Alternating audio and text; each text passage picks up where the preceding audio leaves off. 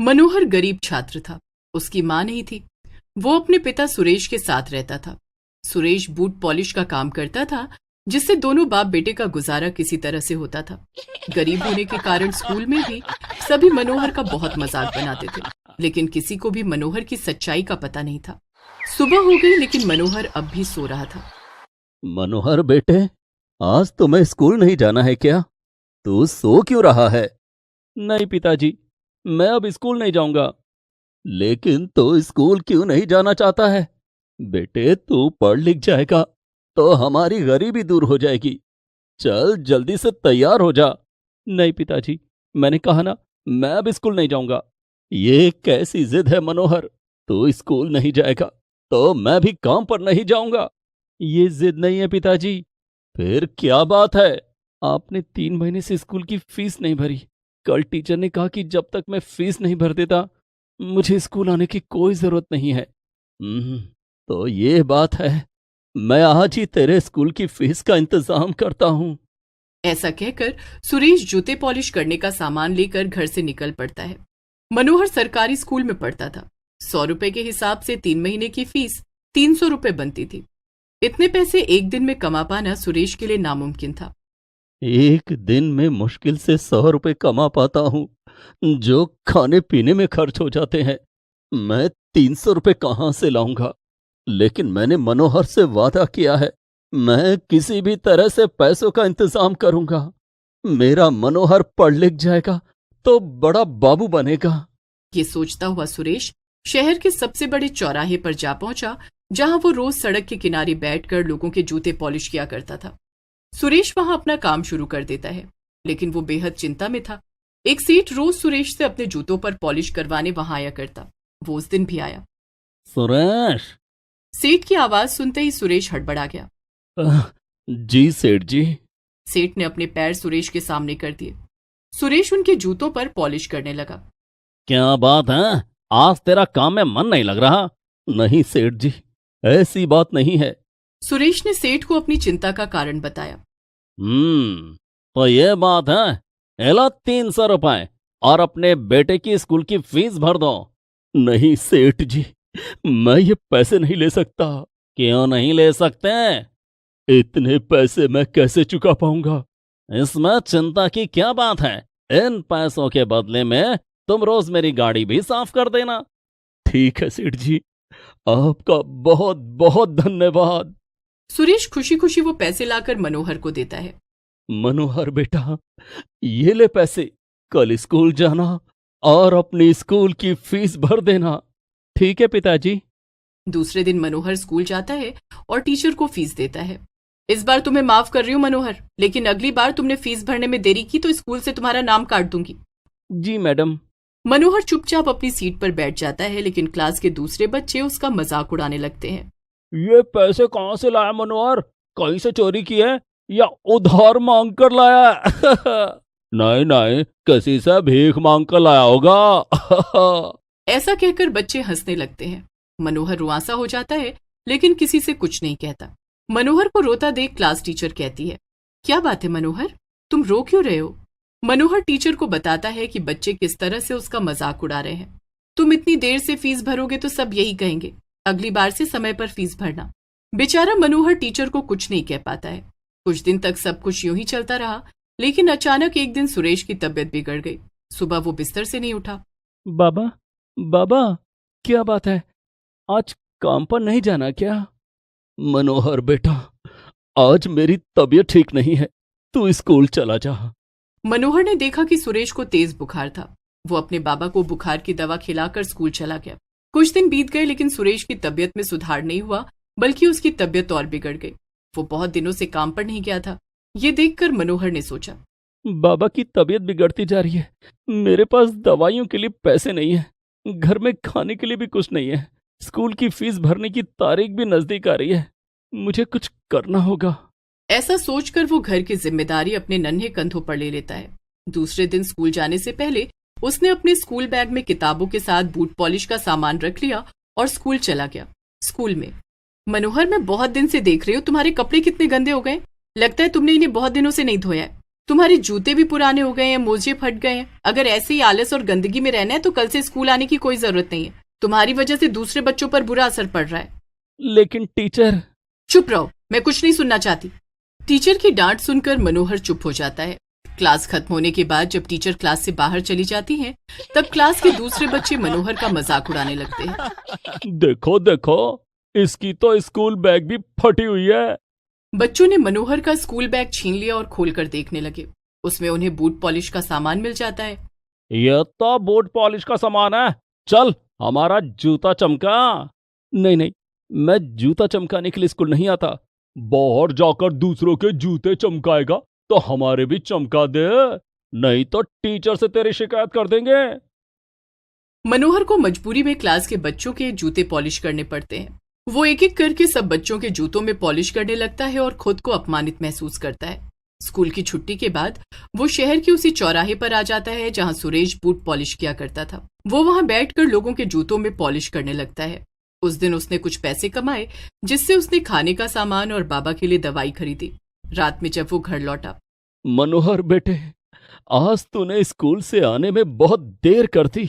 बाबा, आज मैं स्कूल के बाद बूट पॉलिश का काम करने गया था। क्या मेरी जगह तू काम पर गया था? हाँ बाबा, लेकिन आप चिंता मत करो, मैं अपनी पढ़ाई भी अच्छे से करूंगा। मनोहर अपने बाबा को खाना खिलाकर दवाई खिलाता है और पढ़ने बैठ जाता है। वो रोज स्कूल की छुट्टी के बाद उसी जगह पर जाकर बूट पॉलिश का काम करता, लेकिन इससे उसकी जरूरतें पूरी नहीं हो रही थी। वो सुरेश का ठीक से इलाज भी नहीं करा पा रहा था। सुरेश की तबीयत ज्यादा बिगड़ गई थी। इधर स्कूल की फीस न भर पाने के कारण स्कूल से उसका नाम काट दिया गया। मनोहर, तुम्हें आखिरी मौका दिया गया, लेकिन तुमने स्कूल की फीस नहीं भरी, इसलिए स्कूल से तुम्हारा नाम काट दिया गया है। तभी एक बच्चे ने कहा, मैडम, ये स्कूल की फीस कैसे भरेगा? ये तो बूट पॉलिश का काम करता है, बहुत गरीब है। बूट पॉलिश का काम करना बुरी बात नहीं है, लेकिन स्कूल की फीस सबको भरनी है। जो बच्चा समय पर स्कूल की फीस नहीं भरेगा, मनोहर की तरह उसका नाम भी स्कूल से काट दिया जाएगा। सभी बच्चे मनोहर की तरफ देखकर हंसने लगते हैं। मनोहर अपना स्कूल बैग लेकर वहां से निकल जाता है और बूट पॉलिश करने के लिए उसी जगह पर आकर बैठ जाता है। सुबह का वक्त था। उस समय वही सेठ अपनी गाड़ी पर सवार होकर वहां से गुजर रहा था, जिससे सुरेश ने 300 रुपए उधार लिए थे। उसने मनोहर को देखा तो अपनी गाड़ी रुकवाई। वो गाड़ी से उतरकर मनोहर के पास गया। तुम कौन हो? मेरा नाम मनोहर है। यहाँ पर सुरेश नाम का एक आदमी बैठा करता था, जिससे मैं रोज अपने जूते पॉलिश करवाता था। बहुत दिनों से वो नहीं आया। वो मेरे बाबा हैं। वो काफी दिनों से बीमार हैं, इसीलिए उनकी जगह मैं काम पर आता हूँ। लाइए, मैं आपके जूतों में पॉलिश कर देता हूँ। मनोहर सेठ के जूतों में पॉलिश करने लगता है। तुम स्कूल नहीं जाते? जाता था, लेकिन क्या? पैसे नहीं होने की वजह से स्कूल से मेरा नाम काट दिया गया है।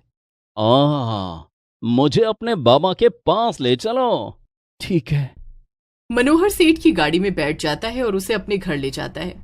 वहां पहुंचकर सेठ जब सुरेश की हालत देखता है तो उसका दिल पसीज जाता है। वो उसे अपनी गाड़ी में बिठाकर अस्पताल ले जाता है और सुरेश का इलाज करवाता है। कुछ दिन के बाद वो बिल्कुल ठीक हो जाता है। आपका ये एहसान मैं कभी नहीं चुका पाऊंगा सेठ जी। तुम चुका सकते हो सुरेश। वो कैसे सेठ जी? तुम्हारा बेटा मनोहर बहुत ईमानदार और मेहनती है। मैं चाहता हूं कि जब मैं बूढ़ा हो जाऊं तो वो मेरी देखभाल करे और मेरा कारोबार संभाले। लेकिन मालिक, मैं बहुत गरीब हूं। मनोहर को ठीक से पढ़ा नहीं पा रहा हूं। स्कूल से उसका नाम काट दिया गया है। भला एक अनपढ़ लड़का आपके इतने बड़े कारोबार की देखभाल कैसे करेगा? उसकी चिंता तुम मत करो।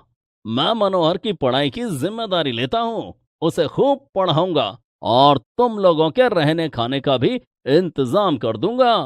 आपका बहुत बहुत धन्यवाद सेठ जी। वक्त हमेशा एक सा नहीं रहता, कभी भी बदल सकता है। मनोहर के साथ भी यही हुआ। दूसरे ही दिन सेठ जी ने मनोहर का नाम शहर के सबसे बड़े स्कूल में लिखवा दिया। अब सेठ की गाड़ी रोज मनोहर को स्कूल पहुंचाती। मनोहर के पुराने साथी उसे गाड़ी में बैठकर सबसे महंगे स्कूल में जाते देखकर हैरान होते।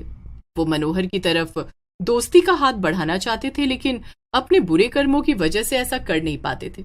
नए स्कूल में मनोहर ने खूब मन लगाकर पढ़ाई की और बड़े होकर सेठ का कारोबार संभालने लगा। मनोहर और सुरेश अब शहर के दौलतमंदों में गिने जाने लगे थे।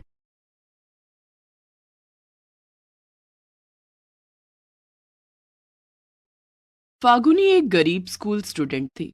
वो देखने में तो सुंदर थी, लेकिन उसके सिर पर बाल नहीं थे, जिस कारण स्कूल में सब उसका मजाक उड़ाते थे। लेकिन एक दिन कुछ ऐसा हुआ कि फागुनी के सिर पर बेहद लंबे और सुंदर बाल आ गए। ये सब कैसे हुआ, जानने के लिए देखते हैं गरीब स्कूल स्टूडेंट के लंबे बाल। फागुनी के पिता बचपन में ही उसे छोड़कर चले गए थे। उसकी माँ सुजाता एक स्कूल में सफाई का काम करती थी। एक दिन उसने स्कूल की प्रिंसिपल से गुजारिश की, प्रिंसिपल मैडम, मेरी बेटी फागुनी 4 साल की हो गई है, उसे भी अपने स्कूल में भर्ती कर लीजिए।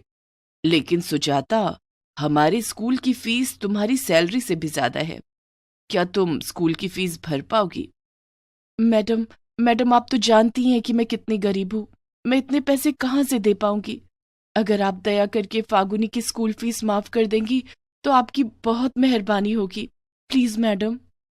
ठीक है सुजाता, तुम इतना कह रही हो तो कल अपनी बेटी को स्कूल ले आना, मैं उसका एडमिशन यहाँ करा दूंगी। Thank you madam, thank you. दूसरे दिन सुजाता फागुनी को लेकर स्कूल आती है। प्रिंसिपल ने देखा कि फागुनी गंजी थी। ये तो गंजी है मैडम, जब ये छोटी थी तब इसका मुंडन कराया था, उसके बाद इसके सिर पर बाल ही नहीं आए। ठीक है। प्रिंसिपल ने फागुनी का एडमिशन स्कूल में कर लिया। फागुनी जब अपनी कक्षा में पहुंची तो सभी बच्चे उसे गंजी कहकर चिढ़ाने लगे। गंजी गंजी गंजी गंजी गंजी गंजी गंजी गंजी। क्लास टीचर ने भी फागुनी को देखकर मुंह बना लिया। ये गंजी लड़की कौन है? देखने में तो बहुत गरीब लग रही है। इस गरीब के इतने महंगे स्कूल में एडमिशन कैसे हो गया? मैडम, मेरी माँ इस स्कूल में सफाई का काम करती हैं। अच्छा, तो तुम उस गरीब सुजाता की बेटी हो जो पूरे स्कूल में झाड़ू पोछा करती है। उफ, एक तो गरीब ऊपर से गंजी। जाओ बैठ जाओ। फागुनी आगे वाली बेंच पर बैठने लगती है। तुम्हें बेंच पर बैठने के लिए किसने कहा? पीछे जाकर जमीन पर बैठो। फागुनी सबसे पीछे जाकर जमीन पर बैठ जाती है। फागुनी, कल से स्कूल ड्रेस में आना। सभी बच्चे स्कूल ड्रेस में आते हैं और बालों में ब्लू रिबन लगाकर चोटी करते हैं। तभी एक स्टूडेंट ने कहा, लेकिन मैडम, इसके सर पर तो बाल ही नहीं है, ये ब्लू रिबन लगाकर चोटी कैसे करेगी? उस बच्चे की बात सुनकर सभी हंसने लगते हैं। फागुनी के गंजेपन के कारण सभी उसके साथ बहुत बदतमीजी करने लगे। ए गंजी, चल मेरा जूता साफ कर। ए गंजी, चल मेरा जूता साफ कर। लेकिन मैं तुम्हारा जूता क्यों साफ करूं? क्योंकि तू एक गरीब सफाई वाली की बेटी है, उस पर से गंजी भी है। अब चल जल्दी से जूता साफ कर। फागुनी को उसके जूते साफ करने पड़ते हैं। क्लास टीचर रश्मि भी क्लास की साफ सफाई फागुनी से करवाती। ए गंजी, चल सारे बेंच को कपड़े से चमका दे। तुझे दिखाई नहीं देता बेंच पर कितनी धूल जमी हुई है? अमीर बच्चों के स्कूल ड्रेस गंदे हो जाएंगे। लेकिन मैडम, मैं यहाँ पढ़ने आई हूँ, सफाई करने नहीं। मुझसे जुबान लड़ाती है। एक तो हम तुझे झेल रहे हैं, वो कम है क्या कि तू मुझे पलटकर जवाब भी देने लगी? कान खोलकर सुन ले, कल से तेरे सिर पर बाल नहीं आए ना तो प्रिंसिपल से तेरी शिकायत करके तुझे और तेरी माँ दोनों को स्कूल से निकलवा दूंगी। टीचर की बात सुनकर फागुनी बहुत परेशान हो जाती है। स्कूल की छुट्टी के बाद वो घर जाने लगती है, लेकिन परेशान फागुनी को पता ही नहीं चलता है कि वो घर की ओर नहीं बल्कि जंगल की ओर जा रही है। वो रास्ते में एक पेड़ के नीचे बैठ जाती है और रोने लगती है। मैं एक ही दिन में अपने सिर पर बाल कहाँ से लाऊं? अगर मेरे सिर पर बाल नहीं आए तो रश्मि मैडम मुझे और माँ दोनों को स्कूल से निकलवा देंगी। फिर माँ की नौकरी भी छूट जाएगी। हे भगवान, तुमने मुझे गंजा क्यों बनाया? फागुनी रो रो कर भगवान से प्रार्थना कर रही थी, तभी वहां पर एक बूढ़ी औरत आती है। अरे बेटी, तुम इस घने जंगल में क्या कर रही हो और तुम रो क्यों रही हो? फागुनी ने देखा कि उस औरत के बाल बहुत लंबे और घने थे जो जमीन को छू रहे थे। क्या मैं जंगल पहुंच गई? हाँ, तुम जंगल में हो। ये बहुत खतरनाक जंगल है। यहाँ जंगली जानवर रहते हैं जो तुम्हें खा जाएंगे। अच्छा ही होगा अगर वे मुझे खा जाएंगे, मुझे इस जिंदगी से छुटकारा मिल जाएगा। क्या बात है, तुम क्यों परेशान हो? मुझे बताओ, शायद मैं तुम्हारी परेशानी दूर कर सकूं। मेरी परेशानी मेरा गंजापन है। मेरे सिर पर बाल नहीं है, इसीलिए स्कूल में सब मेरा मजाक उड़ाते हैं।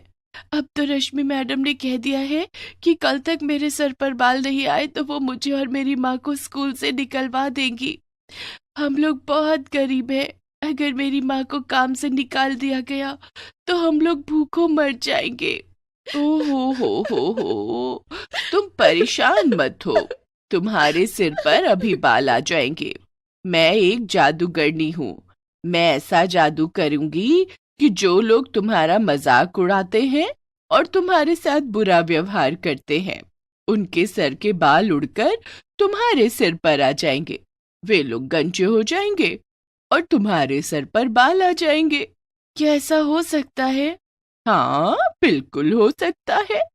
इसके बाद बूढ़ी जादूगरनी ने अपनी आंखें बंद करके कुछ मंत्र पढ़े और फागुनी के सर पर एक फूंक मारा, जिसके बाद रश्मि मैडम और उन सभी स्कूली बच्चों के सर से उनके बाल उड़ने लगे और वे सभी आकर फागुनी के सर पर लग गए। एक साथ इतने सारे लोगों के बाल लगने के कारण फागुनी के सर पर अचानक बहुत ही लंबे और घने बाल उग गए। इधर रश्मि मैडम और सारे स्कूली बच्चे एक साथ गंजे हो गए। अरे, मेरे सर के बाल कहाँ चले गए? मैं गंजी कैसे हो गई? अब मैं स्कूल कैसे जाऊंगी? मैं उस गरीब और गंजी फागुनी के साथ बुरा व्यवहार करती थी, कहीं ये सब उसी का नतीजा तो नहीं? रश्मि मैडम फूट फूट कर रोने लगती है। इधर स्कूल के बच्चे भी अपने आप को गंजा देखकर रोने लगते हैं। दूसरे दिन फागुनी स्कूल पहुंची तो सबने देखा कि उसके सर पर बहुत लंबे बाल थे। रश्मि मैडम और बच्चों के सर पर बाल नहीं थे। फागुनी के सर पर अचानक इतने लंबे बाल देखकर सबको बहुत हैरानी हुई। फागुनी, तुम्हारे सर पर एक ही रात में इतने लंबे बाल कैसे आ गए? ये सब अपने अपने कर्मों का फल है मैडम। मेरे गंजेपन के कारण आप मुझे और मेरी माँ को स्कूल से निकलवाना चाहती थी ना। अब आप लोग गंजे हो गए। अब मैं आप लोगों की शिकायत करके आप लोगों को स्कूल से निकलवा दूंगी। फागुनी की बात सुनकर रश्मि मैडम ने हाथ जोड़कर उससे कहा, नहीं फागुनी, ऐसा मत करना, मुझसे बहुत बड़ी गलती हो गई, मुझे माफ कर दो। अगर मेरी नौकरी चली गई तो मेरा और मेरे परिवार का गुजारा कैसे होगा? क्लास के बच्चों ने भी फागुनी से माफी मांगी और वादा किया कि वे सभी अब कभी फागुनी के साथ बदतमीजी नहीं करेंगे। ठीक है, मैंने आप लोगों को माफ किया, लेकिन फागुनी, हमारे सर पर दोबारा बाल कैसे आएंगे? हम सब गंजे नहीं होना चाहते हैं। अगर मेरे सिर पर बाल नहीं आए तो मेरी शादी नहीं होगी। आप सभी के सर पर दोबारा बाल आ जाएंगे, लेकिन आप लोगों को मेरी बातें माननी होंगी। रश्मि मैडम और सभी बच्चों ने फागुनी से वादा किया कि वो जो कहेगी वे लोग वही करेंगे।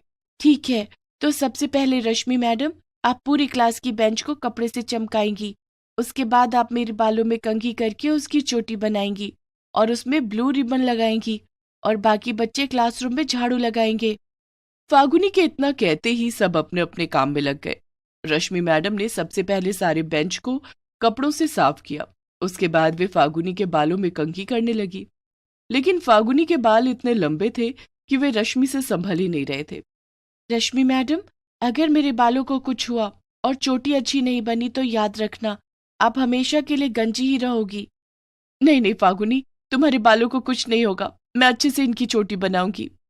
रश्मि मैडम मन ही मन सोचती हैं, फागुनी के बाल इतने लंबे हैं कि मुझसे संभल ही नहीं रहे, लेकिन मुझे कैसे भी करके इसकी चोटी बनानी ही पड़ेगी। रश्मि मैडम ने घंटों मेहनत करके फागुनी के बालों में कंघी की और उसकी चोटी बनाई, लेकिन उसमें ब्लू रिबन लगाना भूल गई। देखो फागुनी, तुम्हारे बालों की चोटी बन गई है। फागुनी ने आईने में अपनी चोटी देखी और गुस्से में कहा, ये तुमने कैसी चोटी बनाई है? इसमें ब्लू रिबन तो लगाया ही नहीं, अब तुम्हें पूरी जिंदगी गंजा रहना पड़ेगा। रश्मि मैडम रोने लगी। नहीं फागुनी, ऐसा मत करो, मुझे माफ कर दो। अब समझ में आया कि किसी के गंजेपन को लेकर उसको परेशान करना कितनी बुरी बात है। रश्मि मैडम, आप आज अपने गंजेपन के कारण रो रही हो। आपने कभी सोचा कि जब आप और क्लास के सभी बच्चे मेरी गरीबी और गंजेपन के कारण मुझे सताते थे, तब मुझ पर क्या गुजरती होगी? हम सब समझ गए हैं, अब आगे से ऐसा कभी नहीं होगा। क्लास के सभी बच्चे फागुनी से कहते हैं, फागुनी, अब से ऐसा नहीं होगा। हम किसी गंजे का मजाक नहीं उड़ाएंगे और ना उसे परेशान करेंगे। ठीक है, कल तक तुम सबके बाल वापस आ जाएंगे। उस दिन स्कूल की छुट्टी होने के बाद फागुनी जंगल में उसी जगह पर जाती है और बूढ़ी जादूगरनी को याद करती है। तभी बूढ़ी जादूगरनी वहां आ जाती है। क्या बात है फागुनी, तुमने मुझे क्यों बुलाया?